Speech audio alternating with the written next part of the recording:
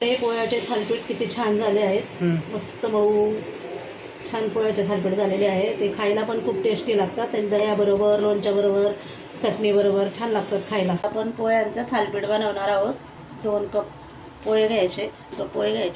पोळेमध्ये पाणी घालून असं चांगलं 2-3 पाण्याने स्वच्छ धुवायचे.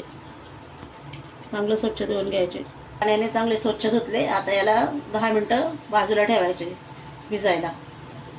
झाकण ठेवून 5-10 मिनटं बाजूला ठेवा. आपले पोहे चांगले भिजले ते असे एकजीव करून घ्यायचं, चांगलं चुरून घ्यायचे आणि मग हे करायचे. अजून म्हणजे पीठ आपलं चांगलं तयार झालं पाहिजे.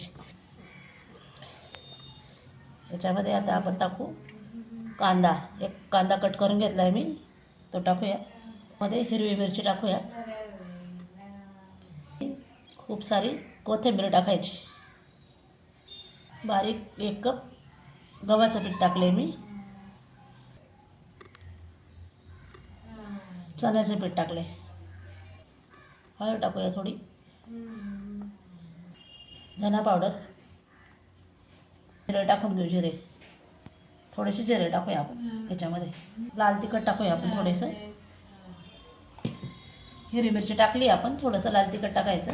मीठ टाकून घेऊ आपण. चवीनुसार मीठ टाकायचं. चांगलं असं मळून घ्यायचं. चांगलं गोळा करून घ्यायचा याचा थालीपीठासाठी आपल्याला. चांगला मस्तपैकी थालीपीठासाठी गोळा तयार झालेला आहे. असं छान बनवून घ्यायचा मस्तपैकी असा.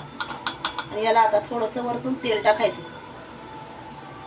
तेल लावून घ्यायचं याला वरती. अजून असं मस्त तेल लावून घ्यायचं.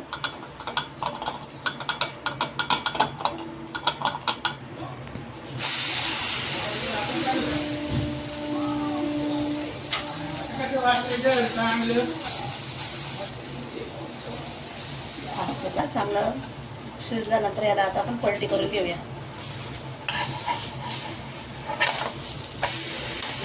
छान ब्राऊन झालं पाहिजे. छान कलर. पोह्याचे थालीपीठ तयार आहे. बघा किती छान झालेत.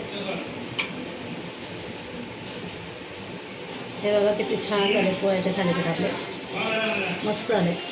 पोह्याचे थालीपीठ किती छान झाले आहेत. मस्त मऊ छान पोह्याचे थालीपीठ झालेले आहे. ते खायला पण खूप टेस्टी लागतात. आणि दह्याबरोबर, लोणच्याबरोबर, चटणीबरोबर छान लागतात खायला. असे तुम्ही नक्की करून बघा. तुमच्या मुलांना टिफिनला वगैरे किंवा नाश्त्याला सकाळच्या खूप छान लागतं.